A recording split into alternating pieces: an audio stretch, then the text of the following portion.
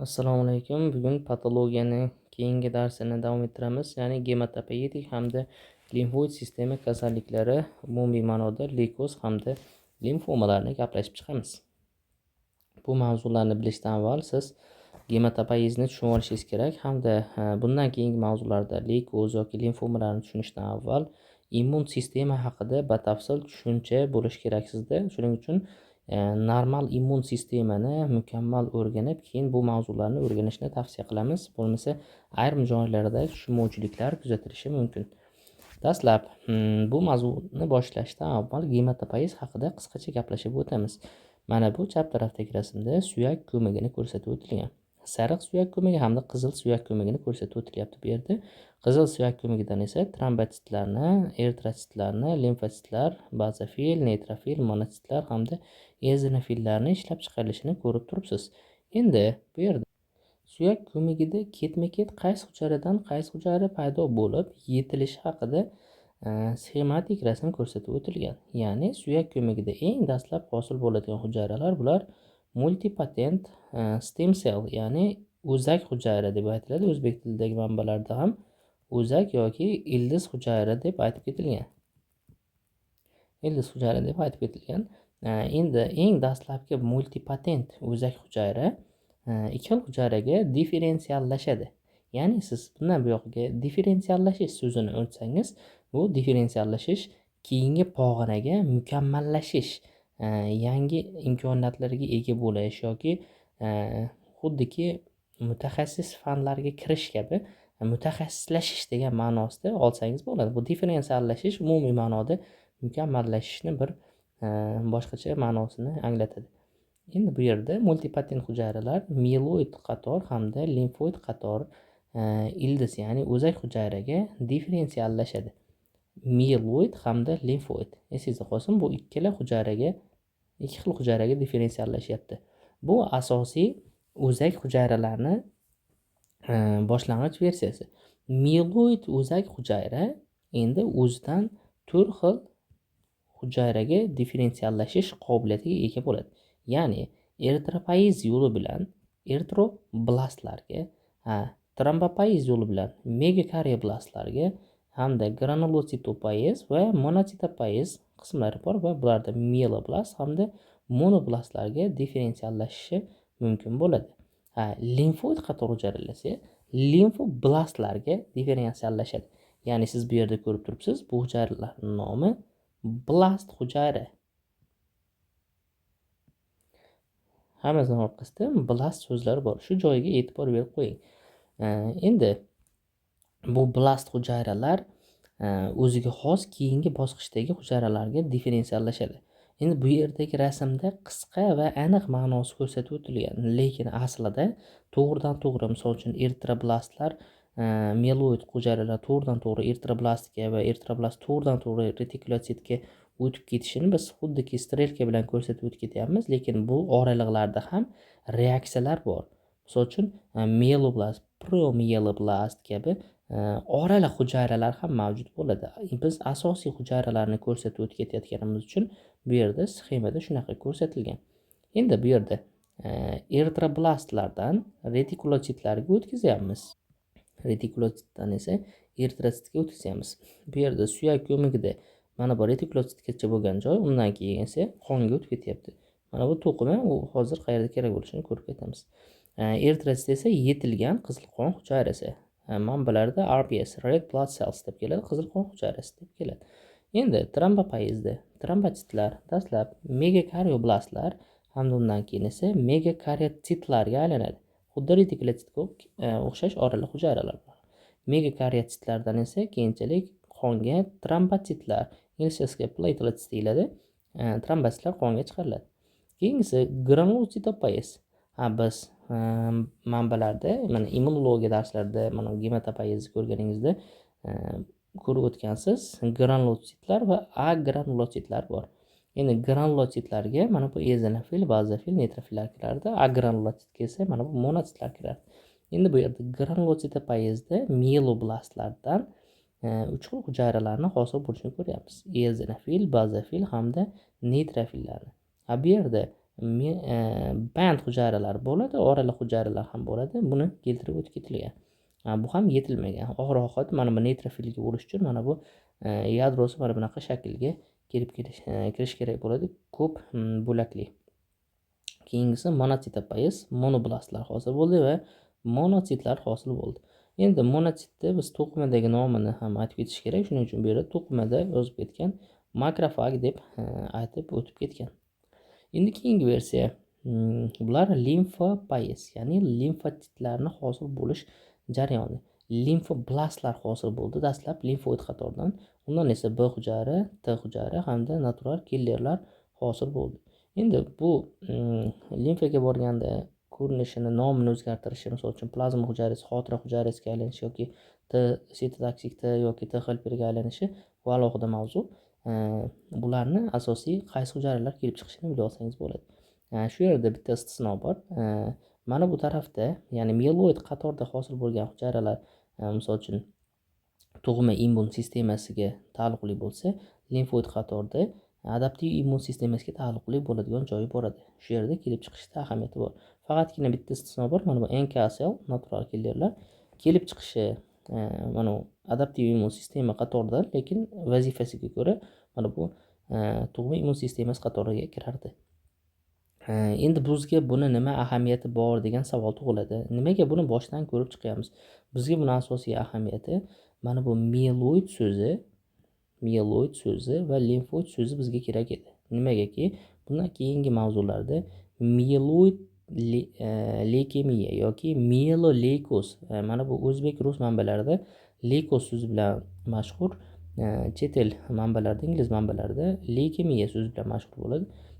Mieloid yoki limfoid so'zi qayerdan kelib chiqdi? Nima ahamiyati bor degani, aynan mana shu qatordagi hujayralardan kelib chiqqan degan ma'noni anglatar ekan. Endi bizda hali yetilmagan hujayralarni qonga chiqib ketish holati mavjud, hamda yetilgan hujayralardan kelib chiquvchi kasalliklar bor. Bularni alohida ko'rib chiqamiz. Endi biz yetilmagan hujayralar degani mana bu chiziqdan yuqoridagi degani, ya'ni suyak ko'magidagi muammolar bilan shakllanadigan hujayralar. Endi suyak ko'magidagi hali yetilmagan hujayralarning to'qimaga to'g'ri qonga chiqib ketishi bu maxsus o'ziga xos kasalliklarni hosil qiladi. Bu tarafdagi yetilgan hujayralarni ochib ketish bilan kechadigan kasalliklar ham boshqa turdagi kasalliklar hisoblanadi va ularni hozir ko'rib chiqamiz. Endi bizda mana bu yetilmagan hujayralar ko'payib ketsa, qonda asosan blast hujayralarning miqdori oshib ketadi. Blast negaligini mana shu joyda ko'rib olsangiz bo'ladi. Blast hujayralar, blast hali yetilmagan hujayra hisoblanadi. Shu joyda yana bitta narsani bilib ketish kerak. Kelib chiqishidan hatto misol uchun limfoleykoz desa, demak mana bu tarafdan kelib chiqqan ekan. Demak limfoleykozda qonda limfoblastlar ko'p bo'lishini ko'rishingiz mumkin. Endi mieloleykozlarda yoki mieloid qator leykozlarda mana bu tarafdagi mieloblast yoki monoblast kabi hujayralar qonda ko'payib ketishini ko'rishingiz mumkin bo'ladi. Endi bu kelib chiqishiga nisbatan va o'tkir va surunkali holatiga nisbatan ham bor. Bu kasalliklar aynan mana bu leykoz kasalliklari o'tkir holatida holati kuchliroq bo'ladi, ya'ni simptomlari ko'proq namoyon qiladi. Simptomlarini anemiya yoki suyakdagi og'riq hamda boshqa B simptomlar mavjud bo'ladi va ularni o'tkir ketishi namoyon bo'ladi. Mana bu o'tkir leykozlarda. Endi surunkali leykozlar deyarli simptom bermaydi va qaysidir muddat kelganda simptomlarni yuzaga chiqarish uchun avval o'tkir shaklga aylanib, keyin simptomlarni yuzaga chiqaradi.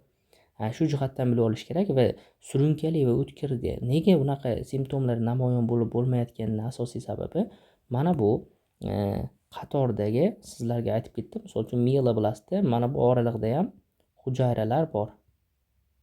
Bunday qilib oladigan bo'lsak, mana shu oralig'ida har bitta bosqichdagi mana 1 2 3 4 5 misol uchun 5 ta bosqich bo'ladigan bo'lsa, keyin misol uchun neytrofil yoki ezinofil hosil bo'lish kerak bo'lsa, mana shu oralig'idagi bosqichdagi hujayralar qancha yetilgan hujayra tarafga qarab yursa, ya'ni mana bu 4-bosqichdagi buzilish bo'ladigan bo'lsa, bu surunkali leykoz bilan namoyon bo'ladi. Surunkali holat bilan namoyon bo'ladi va bunda mana bu blast hujayralar soni kam bo'ladi, 10% dan ancha kam bo'ladi va simptomlar deyarli namoyon bo'lmaydi.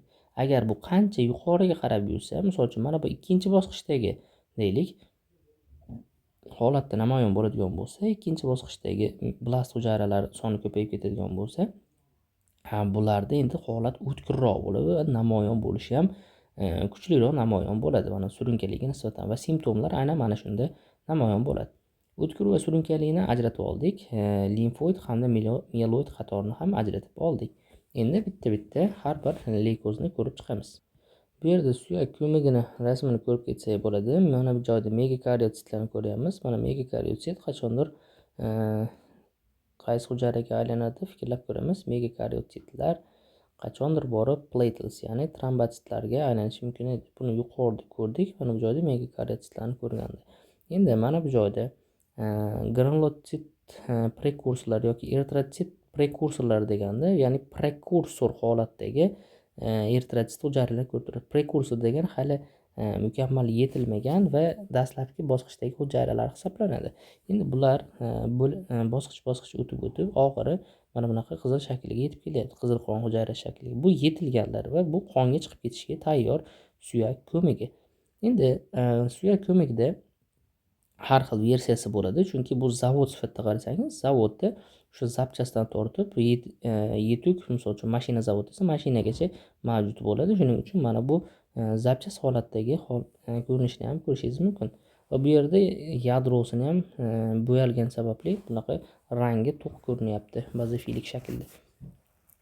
Mana bu joyda esa bu hujayralarning yetilishini tezda qaytarib olamiz va limfa tugunini ham anatomiyasini yengil qaytarib olamiz. Bu asosan normal holatdagi immunologiya darslarida berilgan immunologiyani o'rganib chiqishingiz kerak bo'ladi. Bu mavzuni bilishdan oldin. Shuning uchun yengil qaytarib o'tamiz. Boshda qanday kechardi. Mana bu suyak ko'migidan gematopoietik o'zak hujayra, pro B hujayra hamda pre B hujayraga, undan keyin esa yetilmagan. Bu joyga e'tibor berib qo'yish kerak. Hali yetilmagan B hujayra suyak ko'migidan chiqyapti. Suyak ko'migida B hujayra yetilish joyi deb aytiladi, lekin mukammal yetilish joyi aynan mana shu joy bo'lmaydi.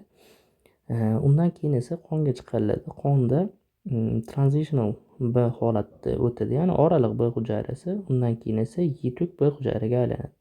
Yetuk B hujayra ham hali naiv shaklda bo'ladi.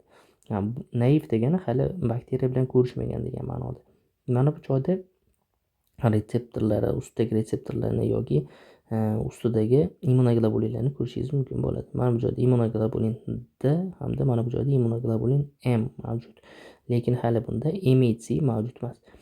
MHC bilan bog'lash kerak bo'ladi. MHC bilan asosan limfaga borganda MHC ustiga kelyapti. Limfa to'qimasida bu o'z ishini bajarish uchun xotira hujayrasi yoki plazma hujayrasiga aylanib ketishi mumkin bo'ladi. Bu qachonki aktivlansa, ungacha aktivlanmagan holatda esa bu naiv holatda bo'ladi. Naiv B hujayra hisoblanadi. Endi plazma hujayrasiga aylangandan keyin esa u to'qimada plazma hujayrasiga aylanadi hamda antitanachalarni sintezlashi mumkin bo'ladi. Endi limfa to'qimasining ko'rinishi. Limfa to'qimasi mana bunaqa bir nechta afferent yo'llar hamda bitta asosiy efferent yo'l mavjud bo'ladi va buni asosiy kapsulasi hamda mana bunaqa oraliq trabekulalari hamda mag'iz qavati, korteks qavati, bu ya'ni po'stloq qavati deb ataladi. Po'stloq qavati asosan B hujayraga ko'p bo'ladi. B hujayra cell rich deyiladi po'stloq qavatini. Parakorteks esa korteks qavati B hujayraga ko'p bo'lsa, parakorteks T hujayraga boy bo'ladi. Mana shu joyini ham bilib olish kerak. Hamda mana bu joyda birlamchi hamda ikkilamchi folikularni ko'rib turibsiz. Birlamchi hamda ikkilamchi folikularda bu yerda ikkilamchi folikula bilan birlamchi folikularning farqi, ikkilamchida germinal markaz bo'ladi. Aynan mana bu aytayotganimiz limfa to'qimasida mana bu yetilish yoki MHC birikish yoki boshqa mukammallashish holatlari mana bu germinal markazda bo'ladi. Mabodo germinal markaz tug'ma bo'lmaydigan kasalliklar bor. O'sha germinal markaz mavjud bo'lmasa yoki shu joy shakllanmay qolgan bo'lsa, odamda tug'ilganda immun sistemasi ancha quyi bo'ladi. Leykemiyalar. Endi biz leykemiyalarni limfoid neoplazmalar deb atayapti u yerda. Leykemiyalarni biz leykozlar deb ham ataymiz. Bu o'zbek va rus manbalarida asosan leykozlar deb ataladi. Yuqorida buni haqida aytib o'tib ketdik. Endi asosiy ma'no bu yerda boshqarilmaydigan o'sib ketish, ya'ni regulyatsiya qilinmaydi, boshqarilmaydigan, yuqorida ko'rsatgan hali yetilmagan qizil qon, oq qon hujayralari, white blood cells, oq qon hujayralarini suyak ko'magida ko'payib ketishi hamda suyak ko'magida faqat fokus oq qon hujayralariga qaragani sababli yetilmaganlari ko'payib ketadi hamda suyak ko'magini yetishmovchiligi kelib chiqadi. Suyak ko'magi yetishmovchiligi natijasida trombotitlar hamda oq qon, yetilgan oq qon hujayralari hamda eritrotsitlar miqdori kamayib ketadi. Buning natijasida har xil infeksiyalarning oson rivojlanishi, anemiya rivojlanishi yoki gemorragiyalar birga kechadi. Demak, leykozda asosiy simptomatikani mana shu uchalasidan qidirsak bo'ladi. Sirkulyatsiyadagi qizil oq qon hujayralarining ham umumiy hajmi ko'payib ketadi.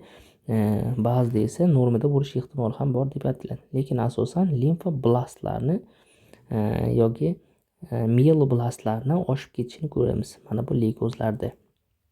Endi leykozlarda leukemik cell infiltration, ya'ni infiltratsiyasi degani o'sha joyga mana bu hujayralarni borishi, leukemik hujayralarni borishi. Misol uchun qaysi leukemik hujayra bo'lishidan qat'iy nazar, masalan, oq qon hujayrasidagi limfositlar bo'ladimi yoki neytrofillar bo'ladimi, shularni yetilmagan holatdagisi ko'payib qonda qayerdadir, masalan, jigarda, taloqda yoki asosan mana bu asosiy qism limfa tugunlarida, hatto terida ham o'sha joyda to'planishi mumkin bo'ladi. Shuning uchun o'sha joyga borishini mana bu infiltratsiya bilan aytib o'tilgan. Asosan limfa tugunlariga borgani sababli mana bu boshqa kasalliklarda hujayralarning ko'payib ketishi limfalarni limfadenopatiya yoki limfalarning shishishi bilan namoyon bo'ladi. Endi birinchisi limfoid neoplazmalardan acute lymphoblastic leukemia hamda limfoma. O'tkir limfoleykoz degan ma'noda aytsak bo'ladi. O'tkir limfoblastik leukemiya desak ham to'g'ri keladi. Yoki o'zbek tilida o'tkir limfoleykoz.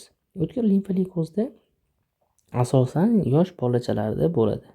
Yosh bolachalarda, aynan mana shularsa ko'proq yosh bolachalarda bo'ladi, leykozlarda esda qolsin.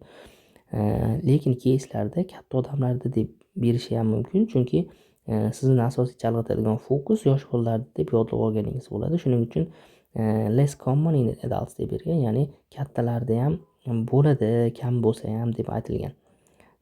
Endi bunda asosiy ko'payib ketishi mumkin bo'lgan hujayralar B hujayralar hamda T hujayralarining yetilmagan versiyasi.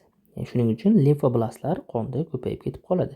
Endi suyak ko'magida ham limfoblastlarning keskin ko'payib ketishini ko'rishingiz mumkin. Bu o'tkir holatda qonda anchagina ko'p bo'ladi. Endi T hujayrali versiyasi, ya'ni B hujayrali emas, bu yerda T ni aytib. T hujayrali o'tkir limfoleykozda mediastinal, ya'ni mediastinumdagi massa bilan namoyon bo'lishi mumkin. Xuddi bu superior vena cava kabi sindrom, superior vena cavaga o'xshash sindrom kabi namoyon bo'lishi mumkin deyilyapti. Mediastinal massa hisobiga. Down sindromi yoki boshqa tug'ma o'sha xromosoma mutatsiyasi bilan kechadigan bemorlarda ko'p uchrashi mumkin va ba'zi manbalarda mana bu xromosoma soni kamligi ko'pligiga nisbatan og'irroq kechadi deb bergan. Misol uchun Turner sindromida 45 bo'lsa, misol uchun 45 ta xromosom bo'lsa, mana bu Downda 47 ta umumiy xromosomalar soni. Misol uchun mana bunda holat mana bunga nisbatan yaxshiroq bo'ladi, mana bu 45 talikda esa og'irroq bo'ladi degan ma'noda. Ba'zi manbalarda shunaqa gapirib ketgan. Endi bunda asosiy markor TDT. TDTni keyin pastda alohida ham gaplashamiz. TDT pozitiv deyiladi bular. TDT pozitiv hamda CD10 pozitiv bo'ladi. Asosan CD10 bo'lish uchun pre-B hujayra bo'lish kerak. TDT pozitiv bo'lish uchun T hujayra ham, B hujayra ham bo'laveradi. Shu joyga e'tibor berish, keyslarda aynan TDT pozitiv deb ketadi va xayolingizda B hujayrani o'ziga fokusni qaratib qo'ymang. Most responsible therapy, ya'ni davolashga responsive, ya'ni davolasa effekt beradi degan ma'noda aytilyapti. Markaziy nerv sistemasi hamda moyaklargacha tarqab ketish xususiyati mavjud bo'lardi.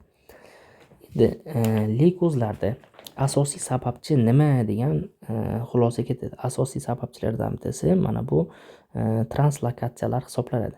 Ya'ni o'sha leykoz qanday kelib chiqib qolyapti, nimaga hujayralar yetilmasdan ko'payib ketib qolyapti degan savolga aynan mana bu B yoki T hujayra yetilmagan hujayralarning chiqib ketib qolishiga sababchisi asosiy o'sha hujayralarning xromosomasida, ya'ni aynan o'sha hujayraning o'ziga nisbatan aytilyapti, o'sha hujayralarda xromosomasida translokatsiya bo'lib qolishi. Translokatsiya ikkita xromosomani, misol uchun mana bu bitta xromosoma, mana bu bitta xromosoma juftligi, mana bu joyda boshqa xromosoma juftligi bor. Aynan mana bu bitta xromosomani ma'lum bir bo'lagini,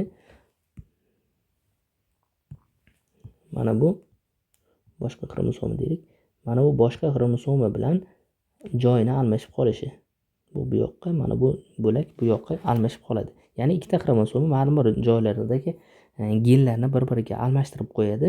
Shu almashtirib qo'yish hisobiga kelib chiqadi.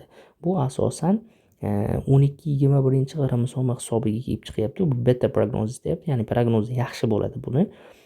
Lekin prognozi og'ir bo'ladigan holati ham bor. Bu 9-22 BCR abial genidagi mutatsiya deb biz protoonkogenlarni o'tganimizda gaplashib ketgandik. Bu haqida neoplazma darslarida gaplashib o'tganmiz. Va bunda asosiy 9-22 xromosoma translokatsiyasi Filadelfiya xromosomasi deb ataladi va bu og'irroq holatda namoyon bo'ladi. Endi o'tkir limfoblastik leykemiyalarda davolashda O'zbekistonda ham bunaqa bemorlar ko'p uchrab turadi. Yosh bolalarda ayniqsa eng ko'p uchraydigan kasalliklardan bittasi o'sma kasalliklari bo'yicha davolashda davlat tomonidan ko'pincha ta'minlanadi. Vinkristin hamda doksirubitsin terapiyalari bilan davolanadi. Bularni farmakologiyada batafsil gaplashib chiqasizlar. O'tkir limfoblastik leykemiya, ya'ni hozirgi ko'rganimizda asosiy qon surtmasida mana bunaqa ko'rinishga ega bo'ladi. Bu qon surtmada ko'plab numerous limfoblast, ya'ni blast hujayralarini ko'plab ko'payib ketganini ko'rib turibsiz. Mana qizildagilar eritrotitlar. Endi bu yerda mana bu limfoblastni ko'rib turibsiz va limfoblastni ko'rganingizda bu yerda large nucleus, ya'ni yadrosi kattalashib ketgan. Mana bu qora uzuq-uzuq chiziqda yadrosini ko'rsatgan scan sitoplazm, ya'ni sitoplazmani kichkinagina joyi egallaganini ko'rsatib turibdi. Ya'ni yadrosi katta, sitoplazmasi kichkina. Mana bu rasmda ham ajratib olsangiz bo'ladi. Mana bu yadrosi mana shuncha joyini egallab turibdi. Orqasidagi fonda ko'rsangiz bo'ladi va sitoplazmasi ham kichkina joyini egallab turibdi. Bu rasmda Jorj Muniz o'ziga xos karikaturasi bilan namoyon bo'lgan o'tkir limfoblastik leykemiyada o'sha qon ketishi, infeksiya, limfadenopatiya yuqorida gaplashdik hamda suyak og'rig'i bilan isitmani aytib ketyapti, lekin isitma hamma joyda ham berilmaydi. Infeksiya tufayli isitma kelib chiqishi ehtimoli ham yo'q emas. Keyingi versiya limfoid neoplazmalar davomi. Surunkali limfotsitik leykemiya. Endi surunkali limfotsitik leykemiyani yuqorida siz bilan gaplashdik. Qachon surunkali kelib chiqishini. Asosan yoshi bu yerda 60 dan katta, lekin keyslarda asosan yoshiga e'tibor qaratish muhim emas deb o'ylayman. Nimagaki keyslarda yoshi bilan chalg'itish ehtimoli ham bor. Asosan kattalarda bo'ladi, lekin bu yerda mana bu CD retseptorlariga e'tibor qaratib qo'yish kerak bo'ladi. B hujayrali neoplazmasida CD20, 23 hamda 5 pozitiv bo'ladi. Asosan simptom bermaydi. Shu joyi muhim bo'ladi. Asosan asimptomatik kechadi hamda sekin ravishda rivojlanib boradi. Periferik surtmada smooth cell, ya'ni majag'langan hujayra yoki bujmagan hujayra desak ham to'g'ri kelaveradi. Mana bu joyda ko'ryapsiz, majag'langan hujayralarni, limfositlarni ko'rishingiz mumkin bo'ladi. Mana bu butuni, mana bu majag'langan. Ikkalasini farqini ko'rdingiz. Endi avtoimmun gemolitik anemiya bilan birga ketishi mumkin. Avtoimmun gemolitik anemiyalarda ko'rgansiz, o'z-o'zidan sodir bo'lib qolishi mumkin yoki mana bu surunkali limfotsitik leykemiyalar bilan birga ketishi mumkin. Yoki asosan avtoimmun haqida ham keyslarda ko'p keladi. Qanaqadir qo'zg'atuvchisini ham berib qo'yishi mumkin bo'ladi. Endi bu asimptomatik kechadi, ya'ni simptomsiz kechadi qachondir, lekin rivojlanib, misol uchun umrni qaysidir davrida, mana bu asosiy umrni davri deb oladigan bo'lsak, mana bu umrni asosiy qismida simptomsiz kechsa, oxirida simptom beradigan davrga kelganda esa bu transformatsiya bo'lib ketish ehtimoli bor. Ya'ni transformatsiya nima degani? Qaysidir vaqtga borib, bu Richter transformatsiyasi deyiladi. Surunkali limfoleykoz mana bu surunkali limfoleykozdan agressiv formaga transformatsiya bo'lib qolish ehtimoli bor. Ya'ni bu yerda aytyapti, Richter transformation surunkali limfoleykoz yoki small limfoleykoz deydi. Small lymphoid leukemia transformation into an aggressive lymphoma. Ya'ni agressiv shakliga aylanib ketishi mumkin. Yoki ko'pincha B hujayrali yirik diffuz B hujayrali limfomaga aylanib ketadi. Buni diffuz yirik B hujayrali limfoma desak to'g'ri bo'ladi, chunki inglizchasiga diffuz large B cell lymphoma deb ataladi. Ya'ni Richter transformatsiyasi deganda surunkali limfotsitik leukemiya yoki small limfotsitik limfoma, mana bu SLL bilan belgilangan, kichik versiyasi degan. Kelasi holatda ham Richter transformatsiyasi bo'lib, mana bu diffuz B hujayrali yirik limfomaga aylanib ketish ehtimoli bor. Bu haqida ham alohida mavzuda gaplashib chiqamiz. Keyingi versiya sochsimon hujayrali leukemiya. Sochsimon hujayrali leukemiya yetuk, shu joyda e'tibor bering, yetuk B hujayrali o'sma hisoblanadi. Asosan kattalarda bo'ladigan. Nimaga sochsimon deyilgani? Mana bu joyda ko'rib turibsiz, ustida shunaqa hujayraning sochsimon filamentchalar mavjud bo'ladi. Mana bunaqa sochsimon filamentchalar, shuni hisobiga bu sochsimon hairy cell deydi, sochsimon hujayrali leukemiya deb ataladi. Bunda limfadenopatiya kamdan-kam uchraydi, lekin asosiy muammo bu yerda suyak ko'magini fibrozlashib ketish. Suyak ko'magi fibrozlashib ketadi.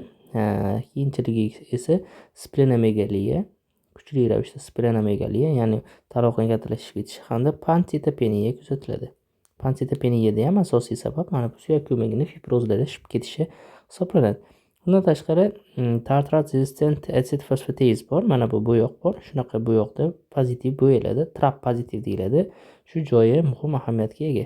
Chunki trap pozitivda B hujayraning sochsimon hujayrali leukemiyalarni ajratishda muammo yuz berishi mumkin. Agarga trap pozitiv yoki TDT pozitivda siz chalg'itib qo'yishingiz mumkin bo'ladi. Mana shu trap pozitiv beriladi. Trap pozitiv bo'ladi va BRAF mutatsiyalari bilan birga kelish ehtimoli yuqori. Bundan tashqari bularni davolashda asosan farmakologiyada chuqurroq o'tasizlar. Bu yerda qisman gapirib ketamiz. Purin analoglari bilan, ya'ni kladribin yoki pentastatin bilan davolansa bo'ladi. Kladribin versiyalari mana bu holatda chiqariladi va bunodribinni bersa bo'ladi. Keyingisi esa mieloid neoplazmalar. Ya'ni hozirgacha ko'rdik limfoid neoplazmalarni, endi mieloid neoplazmalar haqida gaplashamiz. Mieloid qatoridan kelib chiquvchi o'smalar. Bular esa o'tkir va surunkali holatga ajratib olyapmiz. O'tkir hamda surunkali ikkala holatda ham yoshi yuqori, o'rta yuqori yoshli odamlarda bo'ladi, ko'p uchraydi. Va asosan Auer Rhodes paydo bo'lib qoladi. Auer Rhodes nima? Auer Rhodes mana bu joyda ko'rib turibsiz. Mana bu hujayra, ya'ni mieloblast hujayrasi, mieloblast hujayrada mana bu Auer Rhodesni ko'rib turibsiz. Auer Rhodes o'zi qayerdan kelib chiqqan desak, biz dastlab neytrofildan mukammal haqiqiy neytrofilni vazifasi bilan gaplashib chiqsak bo'ladi. Haqiqiy neytrofilda superoksidli, ya'ni kislorodli mana bunaqa ro'z hosil qilish yo'li bor edi. Ro'z hosil qilganda superoksid, vodorod peroksid hamda kipixlorat hosil qilish reaksiyalari bor edi va mana bu uchalasi reaktiv oxygen species hosil qiladi, ya'ni ro'z. Bu yerda mana bu oraliqdagi fermentlar kerak emas. Bu asosiysi mana bu oraliqdagi ferment, ya'ni mieloperoksidaza degan ferment bor edi mana bu oraliqda. Mana bu tarafda superoksid dismutaza bor edi. Mieloperoksidaza MPO deb yozilyapti. Aynan mana shu peroksiddan kipixlorat ajratishda muhim ahamiyat kasb etardi.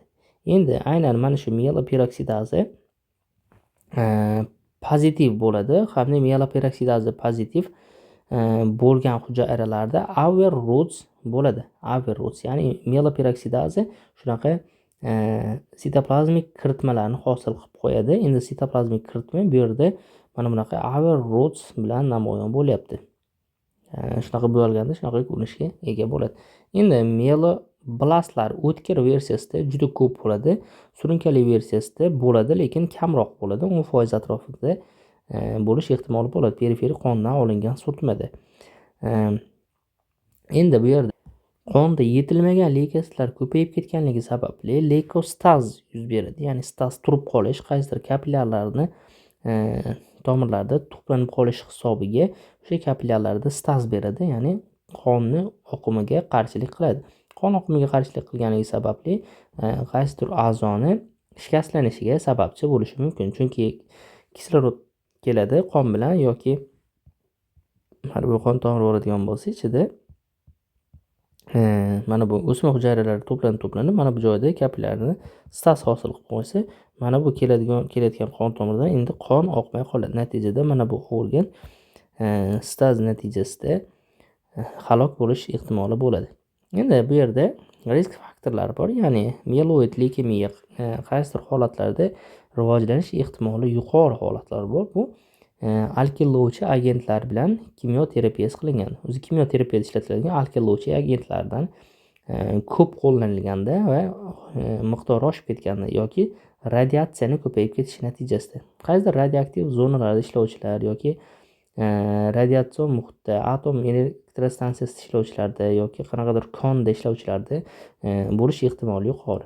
Bundan tashqari benzin yoki mieloproliferativ kasalliklar, bular haqida keyinchalik gaplashamiz. Mieloproliferativ kasalliklar ham va Down sindromlarida shu kasallik uchrash ehtimoli yuqori bo'lishi mumkin. Endi shu joyda e'tibor berishimiz kerak bo'ladigan joyi mana bu APL 15O7 translokatsiya. Mana shu joy keyslarda ko'p keladi. APL degani ya'ni promielotsit, ya'ni o'tkir promielotsidik leykemiya hisoblanadi. Bu ham mieloleykoz, o'tkir mieloleykoz bitta turi.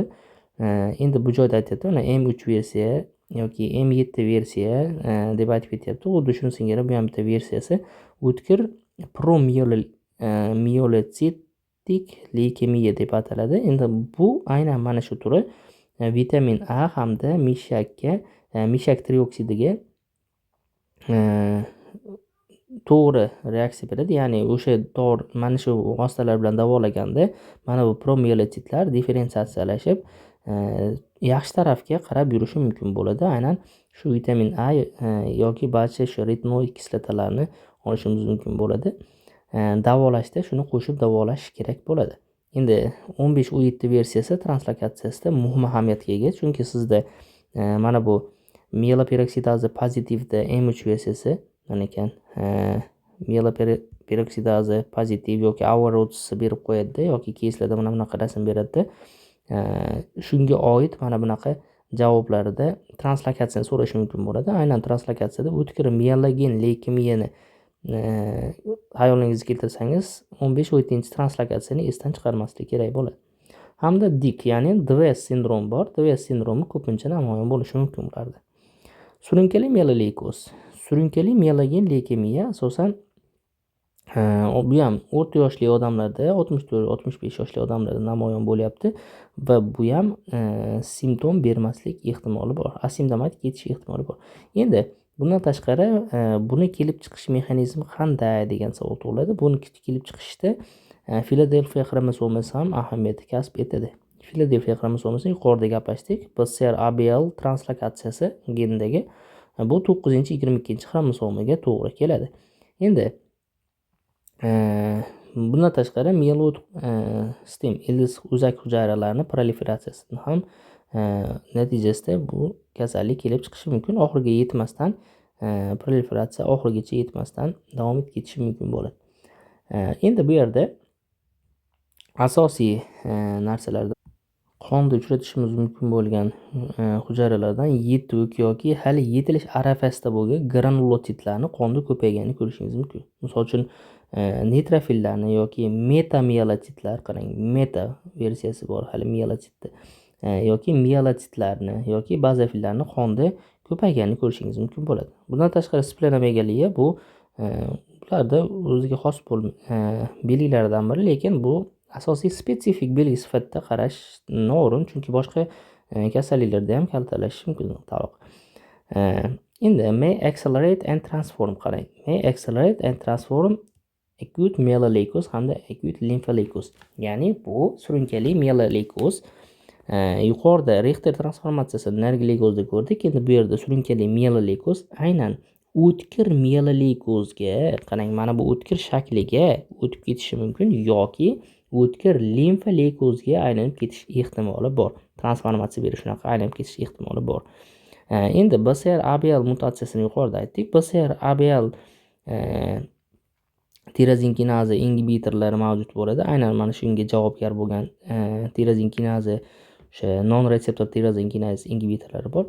Ular imatinib degan dori vositalari. Bularni biz Glivec dori sifatida hozirda savdo nomida Glivec dori sifatida imatinib tarkibli dorini biz neoplaziyalar darsida ko'rib o'tib ketganmiz. Mana bu joyda Auer-Rotz'ni ko'rib turibsiz. Auer-Rotz bu o'ziga xos, bu haqida quyida gaplashamiz. Bundan tashqari o'tkir monotsitik leykemiyada mana bunaqa og'izdagi ko'rishingiz mumkin bo'ladi. Bu monotsitik, ya'ni qonda monoblastlar ko'payib ketgan holatda. Mana bunda mieloblastlar ko'payib ketgan bo'lishi mumkin. Endi bunda o'tkir promyelocitik leykemiya, ya'ni yuqorida APL deb gaplashdik yoki o'tkir myeloleukoz AML deb gaplashdik. Mana shu ikkalasi ham o'xshash protsess, deyarli prosta bitta kasallikning bir necha xil versiyasi. Mana bunda promyelotitlarni ko'payib ketishi hisobiga kelib chiqadi. Endi abnormal promyelotitlar bu yerda ko'payib ketyapti va mana bu joydagi hujayra, promyelotit hujayrasining ichida esa mana bu ko'plab Auer-Rotz'ni ko'rib turibsiz. Mana bunaqa Auer-Rotz. Mana bu joyda ham Auer-Rotz'ni ko'rib turibsiz. Mana bu joyda keyslarda yaxshilab e'tibor berish kerak bo'ladi. Mana bunaqa rasmni o'zini beradi hamda Auer-Rotz'ni o'zingiz topib olishingiz kerak bo'ladi. Mana bu joyda ikki qismli beloved nukleus yadrosini ko'rsatib qo'ygan. Mana bu joyda umumiy sxematik rasm, ya'ni Auer-Rotz qo'shilgan granulositlarni deb qo'ygan va sitoplazma hamda yadrosi, kattagina yadrosini ko'rsatib turibsiz. Mana bu kichkinagina sitoplazmasi. Mana bu atrofdagi qizilda esa bular eritrotsitlar hisoblanadi. Hujayralarni blast morfologiyasiga ko'ra farqlab olishimiz kerak bo'ladi. Bu joyda hujayralarni MPO pozitiv hamda TDP pozitiv negativlarni ajratib olamiz. Birinchi navbatda MPO mieloperoksidaza pozitiv va negativlarni ko'rib chiqamiz. Mieloperoksidaza pozitivni yuqorida ko'rdik. Myeloleykozda, mieloblast leykozlarda. Bularda asosan muhim faktor Auer-Rotz va CD13 ga ham e'tibor qaratib qo'yasiz, lekin keyslarda juda ko'p uchramasligi mumkin mieloperoksidazada. Endi pozitivda. Mieloperoksidaza negativlarida asosan ikki guruhga bo'linyapti. Bular TDT pozitiv hamda TDT negativga bo'linyapti. TDTni yoyilmasi bu yerda kiritilgan terminal deoksinukleotidil transferaza degani. TDT pozitiv hamda TDT negativda pozitiv olaylik. Yuqorida ko'rdik pozitivi T ligi va B ligi. Siz bilan mana bu joyda TDT markori ko'rdik. Mana bu joyda belgilab ketaman. TDT markorlarni ko'rdik. Pre-T hamda pre-B hujayrada pozitiv beradi deb o'tkir limfoblastik leykemiyada ko'rib chiqqandik. Endi bu joyda TDTni pozitivida T hujayrali hamda B hujayraliga alohida bo'lyapti. Shu joyda mana bu CD hujayralarini yodlab olish kerak bo'ladi. Endi buni yodlab olish qiyin emas. Asosiysi siz bu yerda yodlab olishingiz kerak. CD4, CD8 hamda CD5 ni yodlab olishingiz kerak bo'ladi. Deyarli barcha T hujayralarda CD3 bo'ladi. Mana bu TH hujayraga o'tayotganda CD4 yoki CD8 ga ajralish kerak bo'ladi. CD4 lar TH hujayralarda, asosan CD8, sitotoksik T hujayralarda bo'ladi. Buni immunologiya darslarida gaplashganmiz va mana bu CD5 ga e'tibor berasiz. Demak, bu yerda asosiy T hujayra deganda fokusni chalg'itib qo'ymang, keyslarda topib olish osonroq bo'ladi. CD4, CD8 ga, CD3 ga e'tibor berish kerak hamda CD5 ni yodlab olish kerak bo'ladi. Sizda bu yerda agar immunologiya bilsangiz, bittagina CD5 ni yodlab olsangiz yetarli bo'ladi. Bundan tashqari CD7, CD2 tushib qolish ehtimoli ham yo'q emas. Shu joyga e'tibor bering.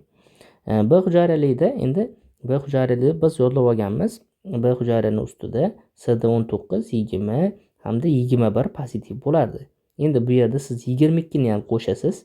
22 ni ham qo'shasiz hamda CD10 ni ham qo'shishingiz kerak bo'ladi. Asosiy fokusni mana shu joyga qaratishingiz shart. Endi TDT negativlarda esa bu yetilgan limfositlar yuzasida o'sha immunoglobulinlar mavjud bo'lgan B hujayralar hisoblanadi va bular TDT negativ hisoblanadi. Ya'ni terminal deoksinukleotidil transferaza mavjud emas degani. Mana shu joydan asosiysini farq qilamiz. Keyslarda esa mana bu B hujayraning ustidagi retseptoriga nisbatan oladi. Sizdan keyslarda javobida B hujayra yoki T hujayraligini konkretni ajratib olganingizda ustidagi CD retseptoridan ajratib olsangiz bo'ladi. Keyingi darsimiz mieloproliferativ kasalliklar.